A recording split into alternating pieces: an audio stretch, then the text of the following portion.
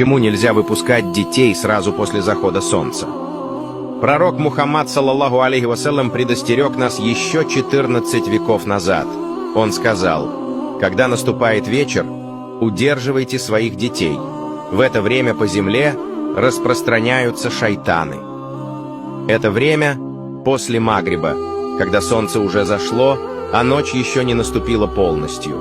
Маленькие дети в этот момент особенно уязвимы, духовно и физически. В это время могут происходить испуг, укусы, травмы, вспышки заболеваний. Пророк, саллаллаху алейхи вассалям, велел удерживать детей дома хотя бы на 15-20 минут, а потом отпускать. Воистину, это не суеверие, это сунна, а в сунне всегда есть защита и мудрость.